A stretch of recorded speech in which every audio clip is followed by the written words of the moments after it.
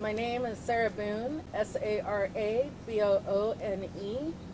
Chief, Portland Fire and Rescue.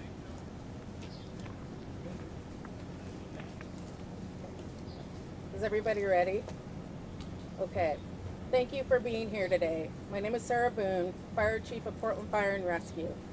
And behind me, I have Mayor Weidler and Commissioner in Charge, Joanne Hardesty, who are going to speak. But first, I'd like to let everybody know this tragedy was preventable. These are the things that we fight and try to prepare for every day. Every day. And it's taken a toll. And it takes a toll. This is a tragedy. And my heart goes out to the families and the victims. But I do want to say there was a little bit of hope, because in our darkest hours, what we saw when people were fighting to live, we saw firefighters with community, neighbors, residents, trying to save each other. That is the Portland way. That is what I know about our communities. Sometimes when a fire is beyond our control, it takes community and residents to step in and help. And that's what happened on this fire today. I want to acknowledge that Portland Fire can't do this alone. I want to praise the 911 dispatchers that received the call. This is what the whole 911 system is. That's why we're telling people not to call with just minor violations. But we save that system for when people's lives are truly in danger. It took the call takers, the dispatchers. This was a fire that had rapid fire spread through multiple units, people jumping out the window, people walking through fire, people that had coded. So as firefighters were trying to fight and keep the fire from spreading to multiple exposures, to houses next door, to apartments next door. We had 7 ambulances, which we call a strike team, and AMR, our partners for rendering care and rapid transport to some of the local hospitals. I also want to thank Portland Police for securing the area so our firefighters can operate. There are some significant hazards, but the one thing that police do is at least secure the scene to make sure that we can operate freely on the roadsides. And then also, I want to thank American Red Cross as well as TIPS, because in any tragedy, there's always a lot of pain after and time. And it's through the Red Cross and the Trauma Intervention Program that is continuing to help with the residents that have been displaced. So I'm going to turn it over to my operations chief, Division Chief Ryan Gillespie. He's going to talk about the time the call came in, the resources that were required, and then after that, Jason Anderson, our lead investigator, so he can give you an update of where we are when it comes to the investigation. And then after that, we will close with Commissioner Hardesty and Mayor Weidler. Thank you.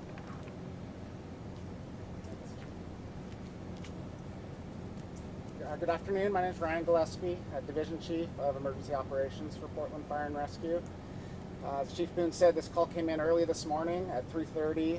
It was received by BOEC, by dispatch. 3:31, it was dispatched to Portland Fire. We responded immediately. Our first arriving units were Station 13, which is located at 10th and Weidler, and Station 28, Engine 28. They arrived at 3:36, so within a 5-minute response time. When they arrived, they found heavy fire coming from both apartment units that you can see on this side, and in between the units as well. They encountered multiple victims, some of whom had jumped from the building, some of whom that were just exiting any which way that they could. Immediately called for assistance from AMR ambulances. As Chief Boone said, we had a total of 7 ambulances respond, along with an AMR supervisor. We quickly upgraded it to a greater alarm, a second alarm, third alarm, and then fourth alarm, which brings us increased resources. At the peak, we had approximately 120 sworn Portland firefighters here, along with support staff from logistics. Along with the challenges of the fire that our crews encountered, we had power lines coming down, arcing directly in front of the structure. One of them went across a hose line, and just increased the challenges that our crews faced. Again, I want to thank our partners in this. AMR, BOEC, Portland Police. We had a response from Pacific Power, Northwest Natural, TIP, and Red Cross, ultimately to help those folks that are displaced by this fire and get them shelter. I'm going to pass it over to our senior investigator, Jason Anderson, who will speak a little bit about the investigation side.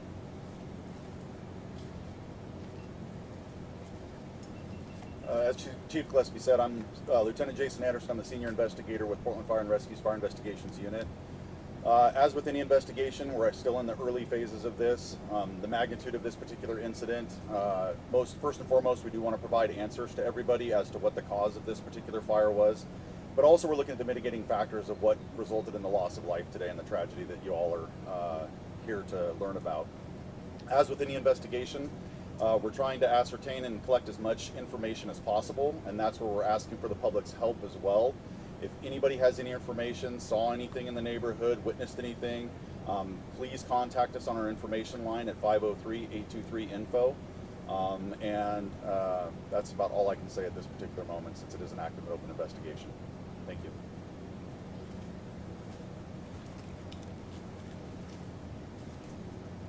And I just want to say, before the commissioner steps up to the microphone, one of the things that people need to know, usually it is bureau directors, fire police chief, notifying our commissioners in charge of the mayor. This one, I just want to say how responsive both of them were, and constantly checking in. And again, I just want to acknowledge we are coming together, and that is something that I've seen from the beginning of this fire all the way through city resources when it comes to the nonprofits, as well as the mayor and the commissioner in charge. And so it is important on this day, where we are supposed to be celebrating our independence with family and friends, that we are mourning a loss and a tragedy. So I'm grateful to have both the mayor and the commissioner in charge here. So Commissioner Chief, before you step away, can we ask you one thing? Chief? Yes. I'm sorry, Commissioner, but Chief, you said this tragedy was preventable. Can you elaborate on that at all? I can't until the evidence shows us through the investigation. So I will just say, when we talk about preventable, and what I know from my experience of 26 years of fire pattern and fire dynamics, this will have been preventable. I mean, did you witnesses say they heard fireworks prior to the fire breaking out? Yeah, I can't speculate on that. I gotta let the evidence determine the facts and what we present. Okay? Is there any update just on the victims and their status? Is it still 2 people who have died and 4 who are injured? Yeah, I don't have an update as far as their status. I apologize for that, as far as in what HIPAA allows us to say. So I apologize for not being able to give you an answer on that one. Can I ask what questions you still have at this point as the investigation is still going on? So I would like to defer to our investigator and his expertise. If you want to, I can have him step up and answer that. What was the question? What questions do you still have at this point as the investigation is going on? We have a lot of questions at this point. Nothing that I can say specifically. That's why we're looking for the public's help. Anybody that thinks they have information that might be pertinent, as Chief Boone and Chief Gillespie indicated, this fire was dispatched at about 3:29 in the morning. So obviously we're very concerned with anything that precipitated that, anywhere between midnight and the time of the fire starting. If anybody has any information they believe would be relevant, that's why we have our information line, and we'll be happy to reach out and contact them and ask all the questions we need to. Good afternoon. I'm Commissioner Joanne Hardesty, and I'm just here simply to really thank Portland Fire and Rescue, AMR, and all the first responders who showed up in an attempt to save lives and to minimize harm in this community. This is a tragic day. We've lost lives, and I know that Portland Fire and Rescue get up every day, come to work, do their shift, knowing that they are on the job to help people and to save lives. So this is hitting Portland Fire and Rescue very hard. These are individuals who every day are on the front line about community needs. And I just want to thank them for showing up, doing the incredible job that they do each and every day. And I, like Chief Boone, will wait until the investigation has been finished before I speculate on anything else related to the fire itself. I think today we just have to acknowledge the loss of life and how sad that is, both for the family members, the friends, and the community. These were members of our community who don't exist anymore. And I know that Portland Fire and Rescue did all they could to save lives, but as you heard, this building went up like that. And we're looking forward to finding out why that was. And so, thank you, Portland Fire and Rescue. Thank you, Chief Boone. Thank you to everyone who came out to assist. I know neighbors were assisting neighbors. That's as it should be in a tragedy like this. Thank you.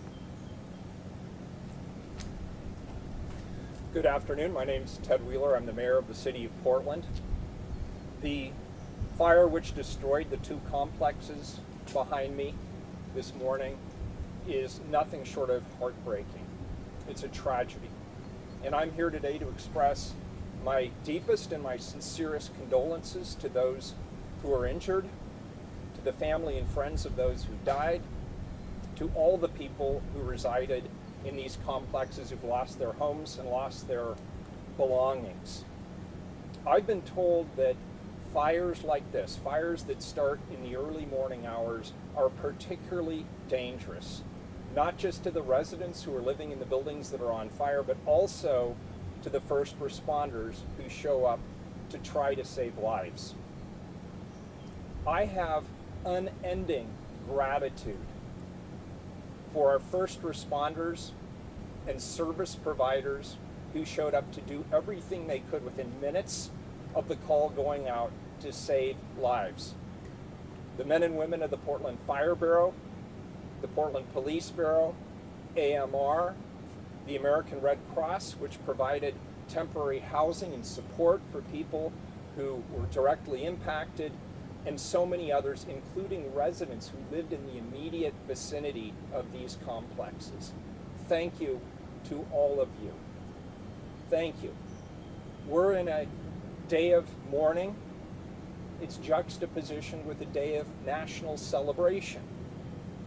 But what I want people to remember is that we came together as a community.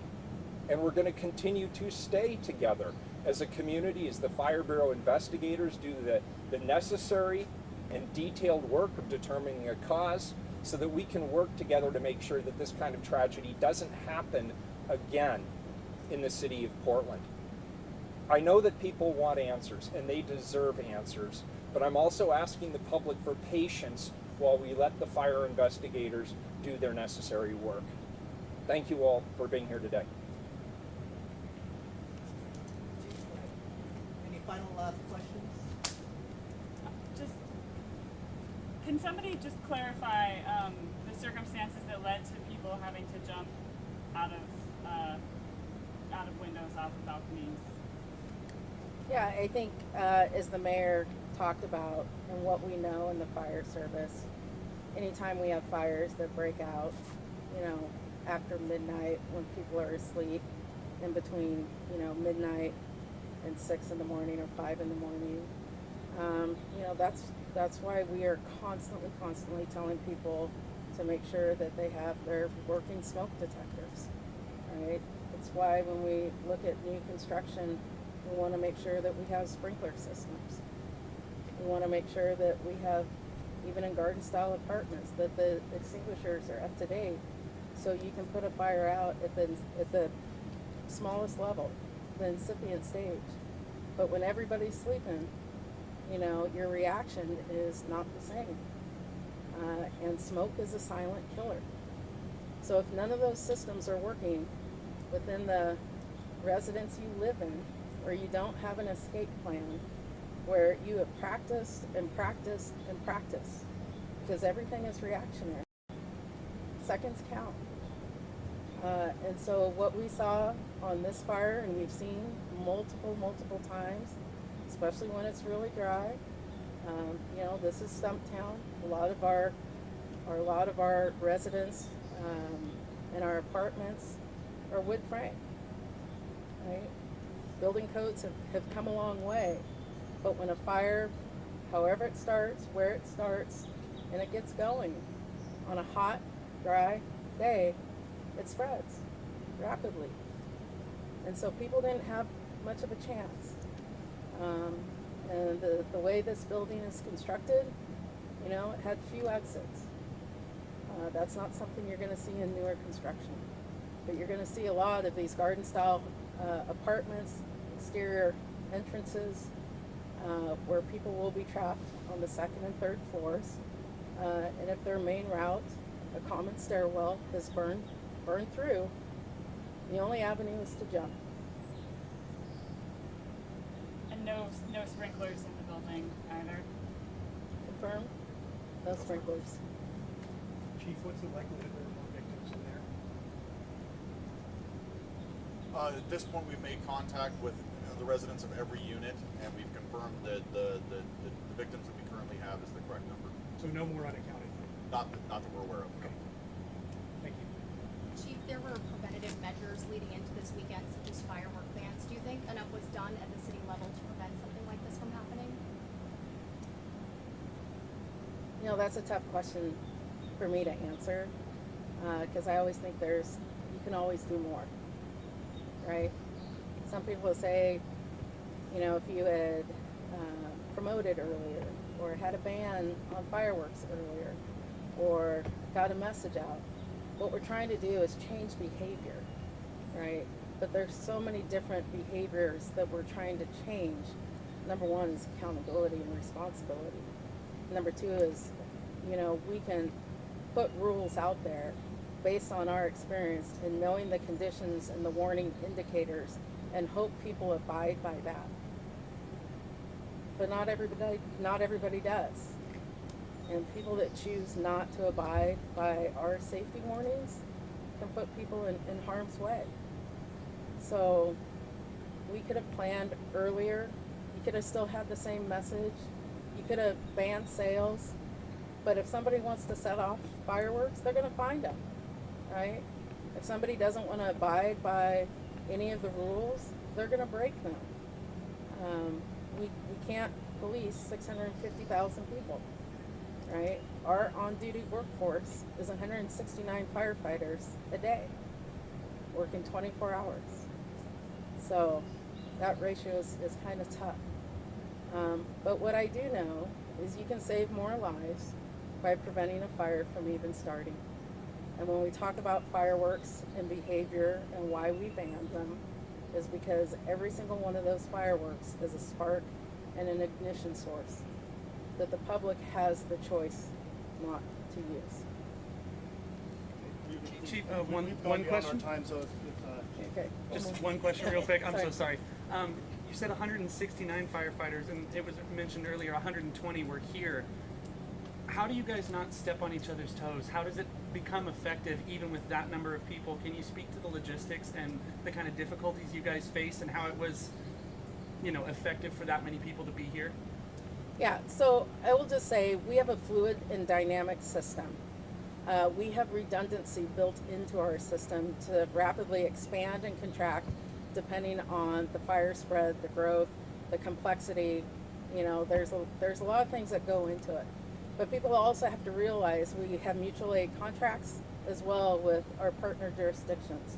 And so when we have incidents within the city of Portland that requires a lot of resources, BOAC will work with CCOM in Clackamas County, and as well as WACA in Washington County to move resources. So we're it's like the fire service knows no boundaries. our resources are constantly covering in other jurisdictions as well as ours, depending on the incident.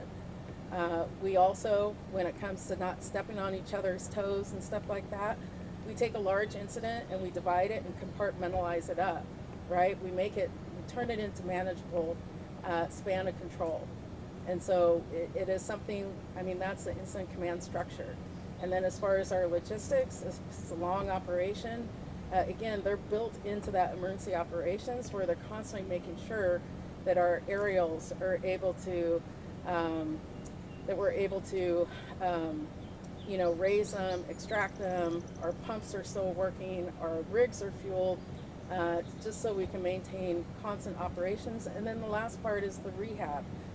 Firefighters, you know, on hot days, they're going to get beat up, and we try to rotate them out. And we bring another work group in, and we just rotate it. But those are all the responsibilities of the incident commander in managing the scene. Thank you guys. Thank you.